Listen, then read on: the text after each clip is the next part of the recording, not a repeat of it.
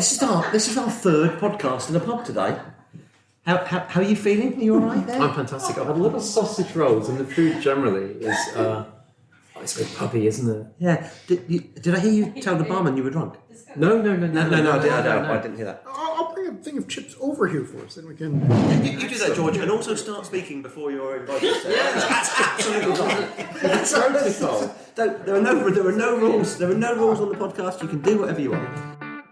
Lee Davis and Gwilym Roberts are the two IPs in a pod, and you are listening to a podcast on intellectual property, brought to you by the Chartered Institute of Patent Attorneys.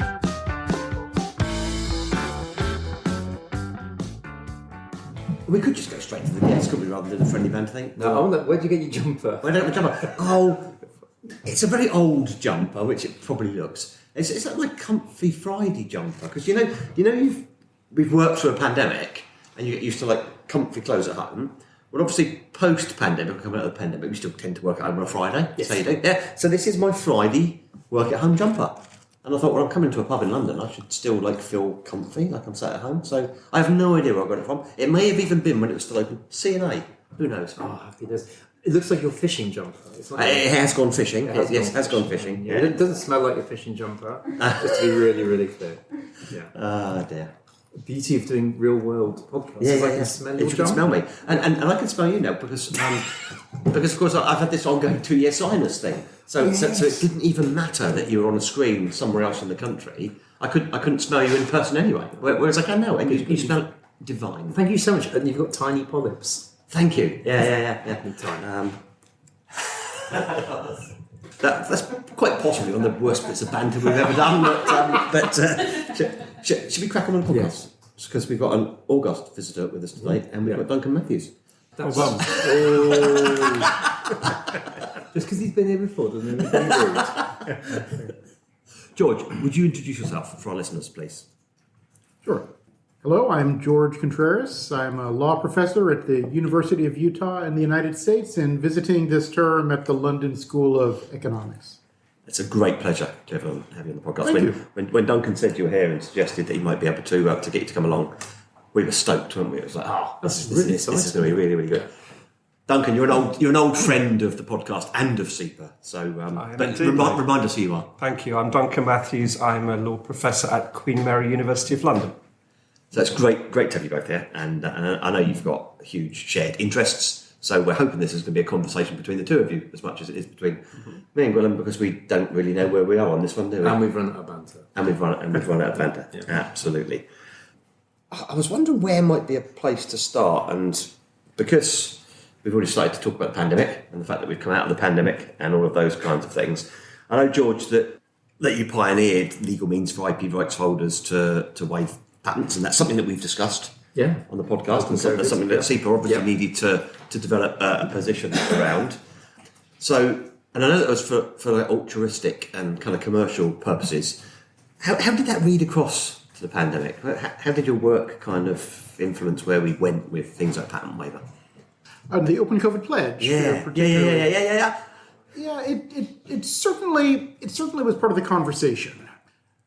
And I think it did have an influence on the World Health Organization's view toward how to get participation in these public interest uses of patents. In fact, the WHO adopted this Open COVID Pledge as a mechanism for getting private patent holders to contribute IP more actively toward the pandemic response.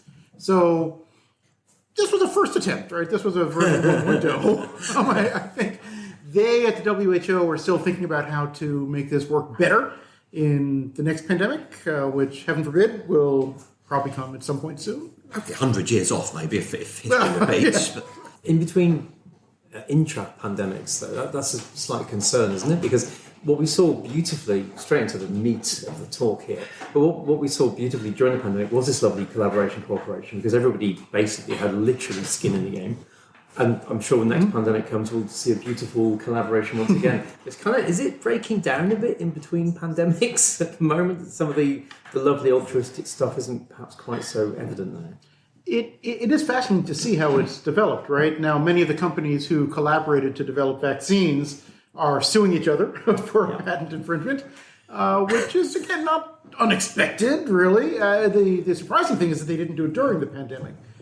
They kind of held off that natural inclination to bring lawsuits. But, yeah, I think a lot will get sorted out during this interpandemic phase. And I do think governments and the UN and the WHO has a pandemic treaty in the works that they're, propagating through its negotiation process. And I think the big concern is to be prepared for the next one, so we're not caught flat-footed when it comes. I think George is right. There are a number of things going on behind the scenes.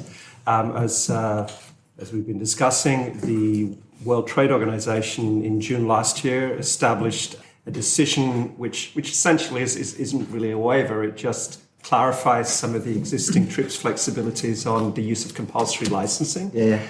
And at the end of last year, the United States proposed a pause for a few months to consider whether this type of arrangement should be extended to diagnostic and therapeutics as well. And at the moment, the United States International Trade Committee has put out a call for evidence to support whether or not this should be extended to diagnostics and therapeutics. But of course, this debate has become incredibly polarized. You've got the groups who are arguing that the IP is a barrier to access to these technologies, and those that say anything we do contrary to enforcement of IP threatens the innovation system. Mm-hmm. So I think it's really about finding some middle ground, and I know that both George and I have been working in different ways at looking and saying, come on guys, there is actually some middle ground here. There are merits in both arguments, but it's about finding a common solution. Yeah, and I think we've seen with the the WTO's IP waiver, or whatever you would ultimately characterize it as, of course the sky didn't fall down and the industry didn't get killed as a result of it, and I think that learning will help us as the next pandemic approaches. To quote Dick Cheney. I don't quote that often. This is a process of tenderizing the world's population to these different methods of addressing pandemics and other emergencies through IP, and showing that it's not the end of the world. And so I think in the next one we'll be able to point to this one and show, well, this didn't completely ruin the industry. It survived. It's doing just fine. And so we can do it again. You would know more than most about the way that corporations, industries use Open COVID Pledge during that period of real kind of challenge for the world. We don't have to wait till the next pandemic, do we? There's stuff going on around us at the moment that would equally lend itself to that kind of application. The climate challenge, famine, there are all sorts of things. Where's your thinking on that?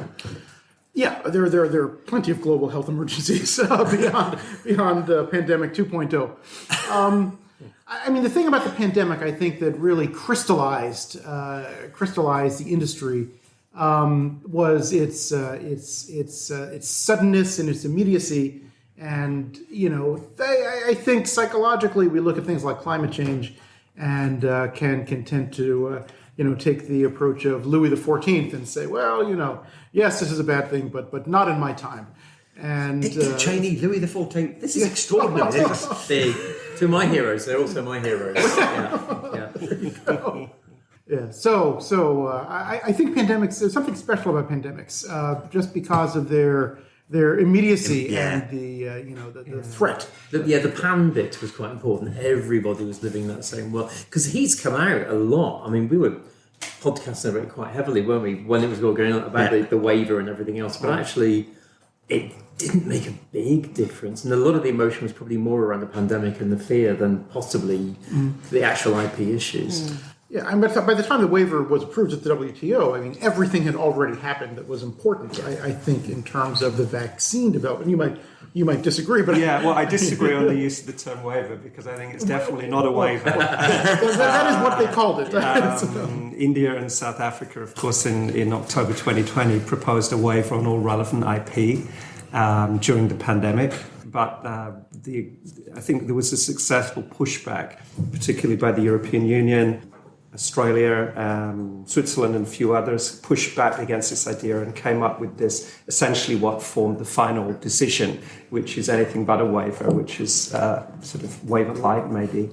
But coming back to the point about these types of what we call flexibilities in international law can be used in other contexts. I think there's very much this debate is being framed in terms of the United Nations Millennium Goals about sustainability. So a lot of this is now in terms of couching this as sustainability, which includes, of course, the environment, but many other factors as well.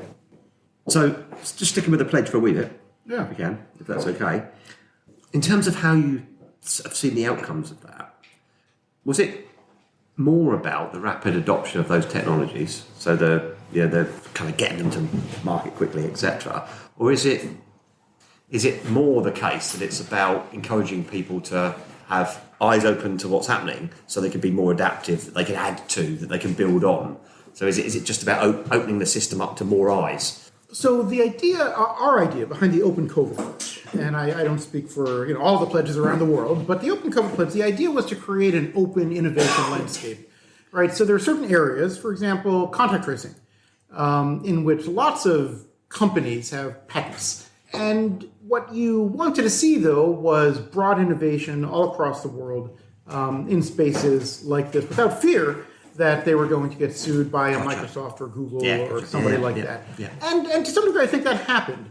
It didn't happen in the drug industry, right? And I think that this is not surprising because their core revenue stream is going to be from making products that are directly responsive to the pandemic. But for a lot of companies and a lot of areas, including IT, computer modeling, algorithms, computerized response, contact tracing, and even equipment like ventilators and respirators and so forth. This worked. I mean, it was quite effective to allow companies to innovate and distribute products and equipment without the fear that they were going to get sued. Makes sense. With this pandemic treaty you're talking about, is that kind of working around some of the learnings we've had since, which is that we're all wonderfully cooperative in the middle of a crisis, but disappointingly, the moment, maybe not surprisingly, the moment we come out, we start suing each other. So is a pandemic treaty looking at that? What's the kind of the guts of that? George will, I'm sure, know more, but my understanding is that the pandemic treaty is not specifically looking at IP. It's looking at broader issues around pandemic preparedness and learning lessons. But coming back to one of the themes that we just discussed, which is the unprecedented collaboration in the life sciences sector, was one of the issues that came up during the first wave of the pandemic, is that some of the collaborative behavior between companies, such as the sharing of antigens, etc., could be contrary to antitrust and competition law. Yeah. And both the European Commission and the US Department of Justice actually had to issue comfort letters and say, no, it's fine. On this occasion, you save the world. Please. So we had an interesting kind of dichotomy between behavior which could, under normal operating circumstances, be considered anti-competitive, which under these extraordinary circumstances had to be treated differently. It was quite atypical, right? And because in most of these cases, these weren't normal market forces at work during the pandemic. The customer for most of these products was governments. And that, I think, was very helpful in getting the technologies developed to start with, because you had giant customers ready to pay billions of dollars up front to buy these technologies. It's not the way markets typically work. So I think our understandings about antitrust and so forth are a little bit. I don't think the models exist yet to help us think through how this should work, if at all, during these emergencies. I do think it's changed how we're going to write disaster movies going forward. The two major learnings are that actually one of the main issues is antitrust law, and also that what actually happens when humanity realises a huge risk is it starts buying toilet roll. No one ever, in any disaster movie I've ever watched, has screamed, "Where's the patent attorney?" Yes, exactly. Yeah. You always get, is there a doctor in the house? Is there a patent attorney in the room? But they also haven't blamed patents, which is nice. So there we go. The invisibility of IP when it comes to the kind of portrayal of disaster. George, you have a book And I know that's something that we really want to talk about. But before we start on the book, I did a little bit of research because that's my job. Gwilym does nothing. I'm thinking a lot of that today, but it's true. Yeah, I've said it on every podcast so far. The book, I kind of looked at online and I haven't read it. I'll admit I haven't read it. I am now going to read it, even though it's an area I know nothing about whatsoever. But it is somewhere that I would be quite interested to take learning in the future. But I kind of went back from the book to the Human Genome Project to try and find out a wee bit about that. And I was just wondering, for people who are listening to the podcast, for whom this isn't an area of common knowledge, before we start talking about the book and the learnings from the book, can you tell us a bit about the project? The Human Genome Project? Yeah. Right. So, humans, right, have a genome, our genetic code. We have Hey, I am the idiot in the room. You need to be very simple. Yeah. So, You're a human. You are a human. I'm a human, yeah. We all have within every one of our cells, our cellular nuclei, we have a genome, a string of DNA that's about 3.2 billion bases long, the A, T, Gs, and Cs that make up our DNA, that code all of the functions within our cells and our physiology. It's pretty important to us. Yeah. And determines our physical characteristics, our susceptibility to disease, and a whole bunch of other things. Yeah. We all have this, but for most of human history, it was kind of a mystery how it all worked, right? We understood that, two parents who have X color hair and Y color eyes have a child that will probably have that color hair and eyes, but that's pretty much all we knew, sort of the Mendelian view of genetics. But by the 1980s, right, finally, technology advanced to a stage where we could sequence the DNA in our cells. And so by the late 1980s, there was this idea that we should sequence the entirety of the human genome. We had been doing this for small organisms, bacteria, and so forth, and we thought it would be good to know what the entire 3.2 billion base sequence was of humans. And so It's a huge piece of work, isn't it? It was. In my mind, that's kind of blows my mind. At the time, this was a multi-billion-dollar project that was an international collaboration, involved the Wellcome Trust and the Sanger Center here, and the Japanese and the Germans. And were there people working on like little bits? Was it sort of like? That's right. Yeah. That's right. Yeah. Different groups around the world would sequence parts of it, and then they would stitch it all together using bioinformatics tools. EMBL was very critical.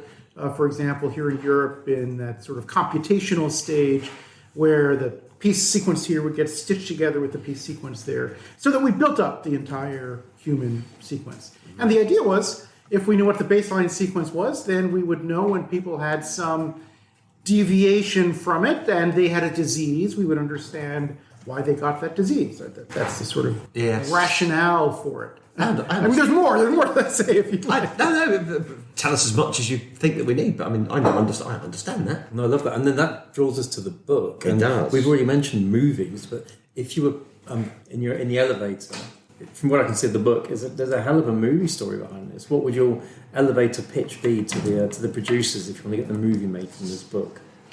Companies, before the human genome was sequenced, companies were able to sequence individual human genes, right, of which we have about 20,000.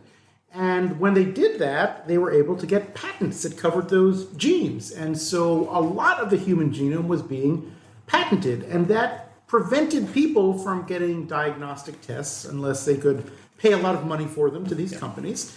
And people were dying as a result. And in 2009, the American Civil Liberties Union, a civil rights organization, brought a lawsuit to end this practice after it had been going on for 25 years in the United States and other countries. And surprisingly, against all odds, they won this lawsuit. It was one of these amazing sort of legal litigation stories. And I think that would have benefited the meeting that Putin and Macron had, because they sat, remember they sat 6 meters away on that long white table in Moscow. Mm-hmm. Yeah. And of course, this made a great photo opportunity. It showed the political distance. But of course, what was behind that was actually the story about Macron refusing to provide COVID tests, which was offered to him by the Russian authorities, because he didn't want them to have a sample which they could then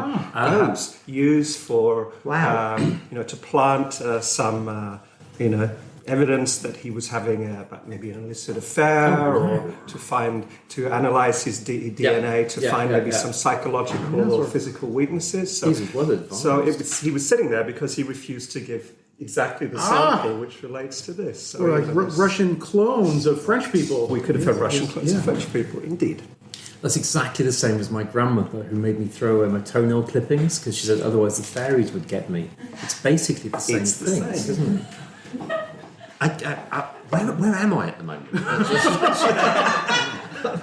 The whole room's not sure about that, but I think it's.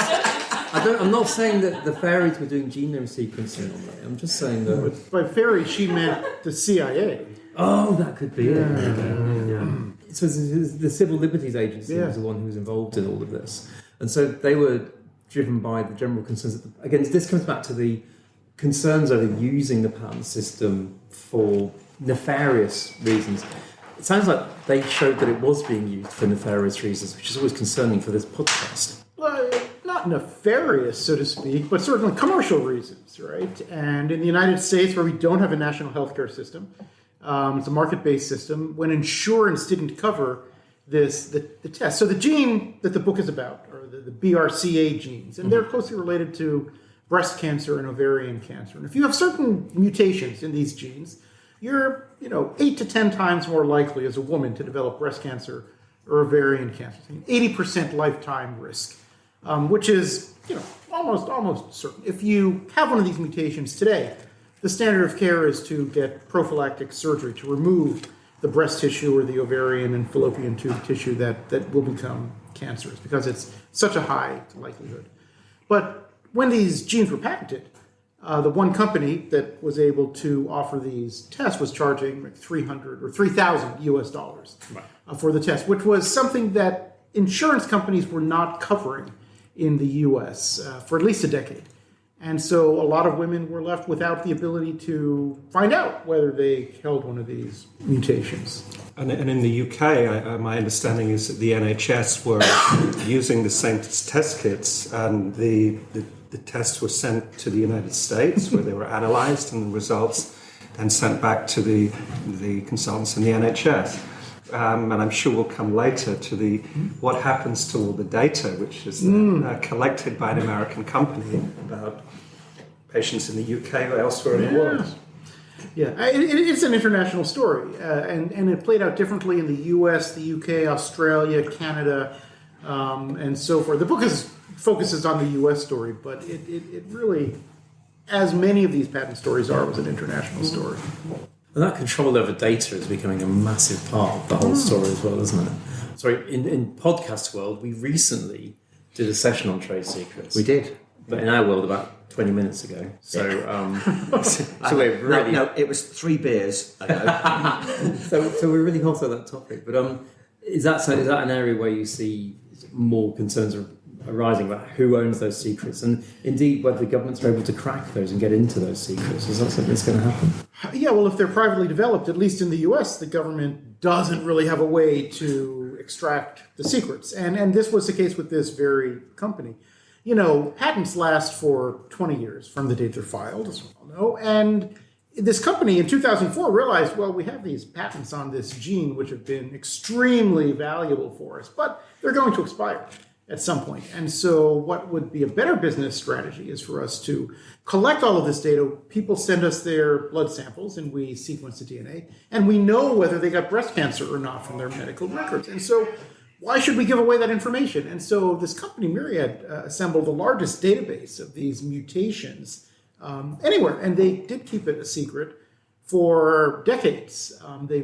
This year, or just last year, 2022, announced that they would make that available to others. But that was a very long struggle that advocates had before they finally agreed to this. So apart from me, because I am going to, who should read the book? Who's the target audience? Well, the book, unlike most legal monographs, right, the book is written for a general audience. So I got that from what I read earlier, so that's why I'm going to read it. Yeah. Here you go, and I'm handing a copy of the book. It's got a picture of Angelina Jolie is in there. So Angelina Jolie there's a photo of her in the book from a Time magazine cover. I mean, really, anybody who's interested in science, policy, law, At one level, it's a legal thriller, right? It's a very exciting legal battle that the David and Goliath story, the civil rights lawyers. Is it like the Erin Brockovich of the patenting world? Is that Yeah, exactly. Like John Grisham kind of vibe, the whole thing, hasn't it? John Grisham would may disagree, but this is beyond Grisham. Yes, it's a David and Goliath story. These civil rights lawyers get this idea. They had never brought a patent case before. The company was represented by the biggest law firm in the world at the time, and lots of Supreme Court experience. The biotech lobby was behind them, and they doggedly fought their way up the legal appeals ladder, and it's an exciting story to those who are interested in legal cases. I understand from George that there's an audiobook coming, or... Oh, no, there's an audiobook for those who... who's reading it? Audio. Well, this is exactly what I asked, because it's like that question, if they were making a movie of your life, who would you want to play you in the movie? Yes. So I asked George, is it Russell Crowe or Kevin Costner? No. Well, clearly my cameo, Jason Momoa. You can't see me on the podcast, but believe me. I'd probably get Kevin Crowe. But there is a reader. There's a professional actor who's, I apologize, but I forget his name, a voice actor who does read the audiobook. Brad Pitt?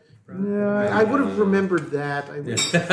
But I understand that there was also, you had to prepare a pronunciation sheet because there are so many acronyms which aren't as obvious as might first appear. In this sort of the science world, you never know what acronyms you say letter by letter, like ACLU or MIT, right, as opposed to string them together as a word, like CRISPR.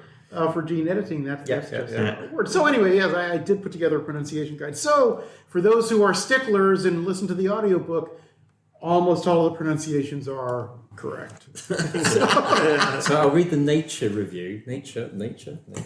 Affectingly detailed, stands as a guide to the forces that shape an increasingly important industry. So you've got the big players reviewing, which is great news. But actually, that's not surprisingly, quite a nice little soundbite there as well. And we all know it's an increasingly important industry. We come back to this a lot on the podcast, actually, about the role of patents. It's a good thing. It stimulates innovation, but as with any kind of legal tool, there are limits to it. How do you think the patent system is working together with this increasingly important industry? Have we got the balance right between stimulating and hopefully sharing innovation versus the big players you're kind of hinting at getting a little bit too much control? How does it? Where are we? I think the patent system. I'm not anti-patent. I think the patent system works well in most cases. The thing about this case and these patents on genes was that they were really patents on things that people didn't invent. Right? Yeah. They were things on products of nature, and there's a products of nature doctrine, right? And these DNA mutations and the genes existed in nature for a long time before they were discovered. And the discovery, although the person who gets the patent discovered it first, it's not like somebody else wouldn't have discovered it like weeks later, which is what we saw. There was just like the Human Genome Project, there was an international race to sequence these BRCA genes. And had the company Myriad had it not existed, there were a half a dozen international research teams that would have done it within a few weeks. And in fact, for BRCA2, the gene related to ovarian cancer, Michael Stratton's team in the UK actually did sequence the gene first, but because their decision was to publish the sequence in Nature rather than get a patent, the US team filed their patent one day before the Nature article was published, and thereby defeated the UK team's ability to get a patent. So it's a very close race in these cases. I think, because I always advise inventors, you're very unlikely to be in a filing date race, which is why I didn't advise these people. How is your relationship with Myriad right now? So the interesting sort of personal history to this book, right? So Myriad, the company, is a spin-out from the University of Utah. And if you remember the introduction, I'm a law professor at the University of Utah.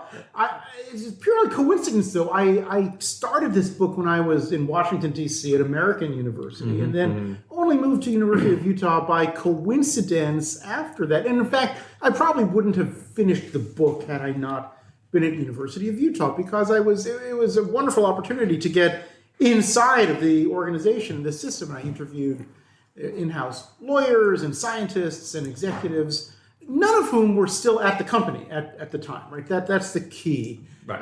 As with many biotech companies, there's a lot of turnover. And so people were quite willing to talk to me. And I think that the fact that I was from the University of Utah helped persuade them to be open and frank with me. Because I also didn't want to make this a one-sided story, right? The company, they're not evil. They certainly were. Their diagnostic test was helping people. It was helping, to save people. And they're only using the system as it exists at the time. Oh, exactly. To help them build their business. They weren't breaking the law. Yeah. I mean, this was the law. In fact, the U.S. Patent Office was 100% behind them because they had been granting these patents for 25 years. So it was considered black-letter law at the time. Before we move on from the book, I'm going to spin a question out to the audience. I think because Ian's over there. Ian, can we do a journal piece on the book? I think we need to, don't we? Yeah. So George, Ian over the back there in the audience. Hello, Ian over the back. Yeah. Row 21, where you're sitting at. So Ian looks after our journal, which goes out obviously to our members and a wider audience. Love to have a review or some such thing in there. Yeah. Great. We can edit that out, or we can keep it in. Whatever. It's real-time stuff. It's great. Available in all good bookstores. Yeah, I couldn't find it on the walk from Waterloo. To be fair, I have people who have tweeted. Blackwell's carried it at one time, and I have people with photos of it. So what I found really helpful was kind of starting a bit of research yesterday and finishing it off on the train this morning. How many people have read it and have said things about it? So for me, it was able to kind of just quite quickly assimilate knowledge enough to do a podcast and wing it. That's what I do, mate. That's what I do. It's my job. So you're in the UK. You're clearly doing work with Duncan. What are you two plotting? What are you up to? Come on. What's happening next? Well, we've got another event coming up at the LSE about this fantastic book coming up on the 22nd. Yes, a bit more formal, but and I believe that's on Eventbrite. You'll be able to find that event and register free of charge and come along to listen to George talking about the book. Cool. There will be some formal commentators. Daniel Alexander. Jenny Malloy from Cambridge will be coming to speak about it. Fantastic. And what are you researching while you're over here? Are you just pure sabbatical, or what are you up to? There was a little kind of wipe around in your glass earlier. Was that? Oh, you didn't see it, did you? Taking my genes. We'll be cloning you by the end of the week. Are you still focusing on this kind of area for your research? Well, sure. I mean, first of all, there are follow-on issues that come from this book. The case that the book is about, it was decided in 2013, so 10 years ago, but it's still very much a live issue. In the U.S., there is pending legislation in Senate Judiciary Committee to overturn the case and to reintroduce patenting of naturally occurring DNA sequences, which to me is much more of an issue in the area of pathogens and things like the COVID-19 virus, which was sequenced, as you probably all remember, in China in 2019, but wasn't patented, which was helpful in the very quick and international collaboration that developed diagnostics and vaccines for the disease. This was not the case back when patenting of naturally occurring genomes could happen. So SARS, MERS, right, the two previous coronavirus outbreaks, and the H5N1 influenza virus, those viruses themselves were patented when they were first discovered. And that was a problem, right? That caused bottlenecks and delays and debates and disputes among researchers that definitely slowed down research. But also for people who aren't intimately involved in the world of IP, throws huge shade on the patent system, doesn't it? I mean, when people learn that a virus has been patented, that's when you get people Can I say with their tin hats? Am I allowed to talk about tinfoil hatted people on the podcast? Kind of throwing shade on the world of IP? Because their hats are really big? No. These are like your conspiracy theorists. Oh, do they wear tin? Oh, because what? No, what? For God's sake! I don't know what you mean. What's tinfoil The hats? hat, that's to prevent your mind from being read by the government. Oh, right. Does it work? Does that work? Have you never heard? You've never heard this? Well, if I'd known of it, I'd be wearing one if I knew about it. This was a Cold War image, I think.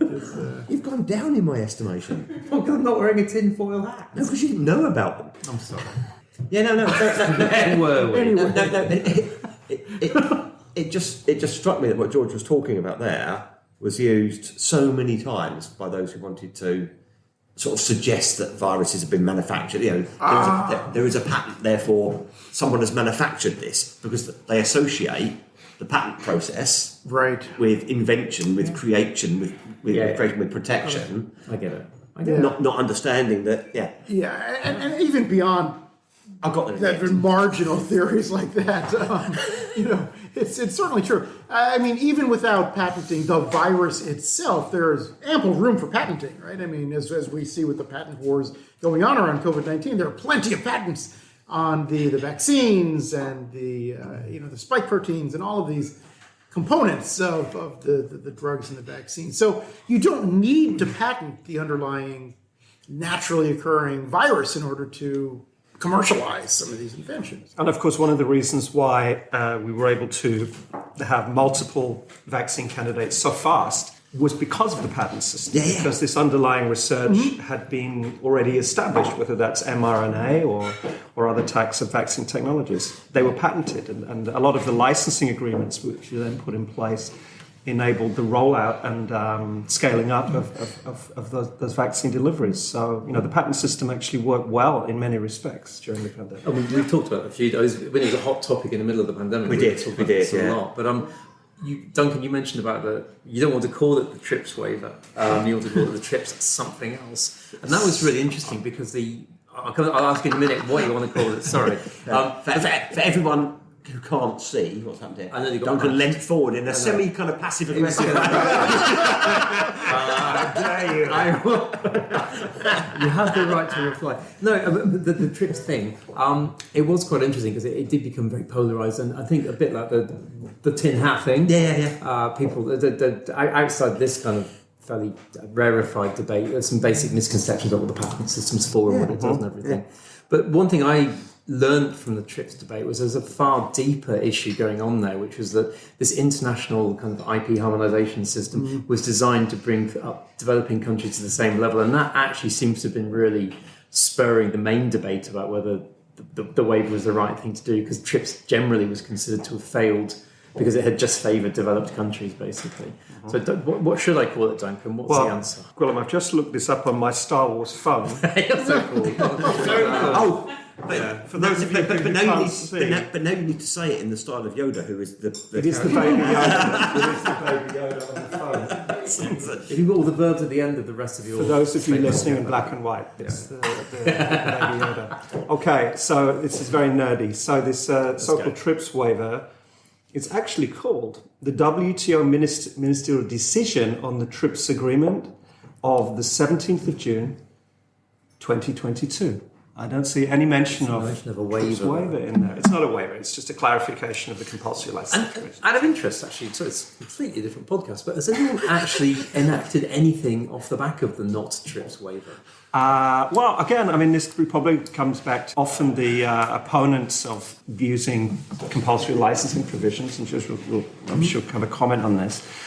It's often said, well, look, compulsory licenses weren't really used during the pandemic. There was one attempt in Israel at the beginning of the pandemic for an old AbbVie drug, Kaletra, which was originally for HIV.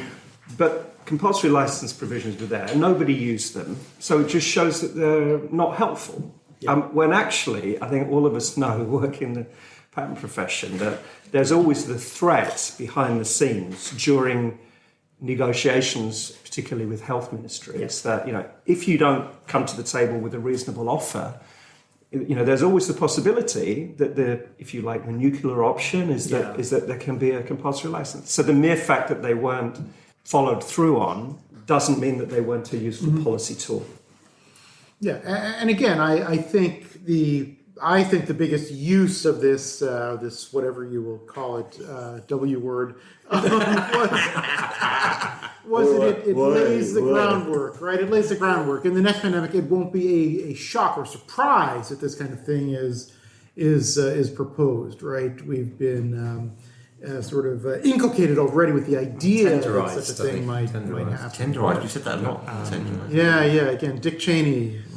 But we didn't answer your question, did we, Gwilym? Because you asked about the levelling up, which the TRIPS agreement was originally intended to achieve. Yeah, about technology transfer and promoting inward investment because developing countries, low middle income countries, would have more robust IP systems, so there would be foreign direct investment. And I think, again, it's difficult to generalize about that. I think some IP systems in some countries have benefited, but it certainly hasn't been a uniform levelling up in the way that it was kind of pitched at the low middle income countries at the beginning of the process. Yeah. I think at the end of the day, the answer is that if a country is trying to promote inward investment and grow the economy and the innovation system, of course IP is part of that picture. But you need a skilled workforce, you need an appropriate tax system, etc. Distribution. Exactly. Yeah. So I think it's wrong to generalise and say that everything relies on IP. Absolutely. And you would make a terrible politician. No one ever says, "I didn't answer that question, so now I'm going to." Please. And again, so tell me about grace periods. Sorry, old podcast joke. An old podcast joke. Regular listeners will... for listeners' benefit, the last time I was on the podcast, which I think was last summer, the opening question was what do you think about grace periods? Which was... Sorry. I think in the context of a trade agreement. Trade agreement was being negotiated between the UK and the United States. And I still don't have an answer. So we'll move on. Fantastic. Well, we'll have you back to answer it shortly then. Well, my answer originally was, I think, a politician's answer, which is that without the evidence base, it's difficult to make a definitive comment on that. Thank you both so much for coming on. We're just at about kind of... unless you've got any more to... No, I haven't. We just mentioned that Duncan had no idea that he was going to be podcasting. I know, yeah. It's a terrible unfair. Thank you. No, it's a good show. In fact, he was just walking by. Up the high street. He was just downstairs in the pub, like usual. Thank you very much for joining us. But we do always finish the podcast on a sort of like a slightly lighter. This has actually been for a heavy subject. Yes. Sort of fairly light-hearted as we've gone through, but and George can't answer this question because I know the answer, but I only know the answer because I did a bit of research. You see, so what's your middle initial? Me? Yeah. Oh, V. V. It's got GPR. I remember on the email now. Yes, What's it for? Vaughan. Yes. Okay. Cool. So why do you not call yourself in the kind of American style, which I've been looking at, Gwilym v. Roberts? Then that's a good question. I could probably put the third or something. Not that they're all called that, but you've got to add a number on it. If you're going to do that. So I did a little bit of googling, and of course I missed the middle initial out. And there are other well-known Jorge Contrerases, aren't there? And you don't know until you kind of... And then you think, well, that's why it's important. That's why the initial's important, because it distinguishes you from... who's the other one? From the others. Oh, there was a baseball player, I think, or some other kind of sporty person. Or are you good at baseball? That's right. That is not who I am. For those who are hoping I'm the Cuban baseball player, that's not me. Hey, so you did know, because I didn't say he was Cuban. But my family is Cuban. This is actually not a name. Duncan, what's yours? My middle initial is N. N, what's it for? It stands for Neville. And that was my mother's maiden name. Oh, wow, that's really cool. Because my family is Scottish. I grew up in England, and there's a tradition in Scotland that your middle name is your mother's maiden name. Yeah, that's quite a kind of northern stroke Scottish thing, isn't it? It's a Spanish thing too, because my baby's got Lydia's maiden name as half of her surname. Right. Truth Roberts. I nearly understood that. I'm pleased I got that right. Lee? So yeah, I'm M for Mark, but it took me probably until my early teens to work out that my name wasn't Lee Mark, because I've got two Welsh mad grandma. I had to obviously left this. Did they shout out Lee Mark and it was slap permanently. across the head? It was always exactly that. Yeah, Lee Mark. I was permanently Lee Dinner's Mark ready. whack. That's Wales. Lee Mark slap. Yeah. So and then someone said to me, "But it's not your actual name. Your name's just Lee." When you're being good. Oh, thank you so much for joining us. Thank It's been a you. real Thank pleasure. you. Well, lovely to see you. I'll see you in about 10 minutes.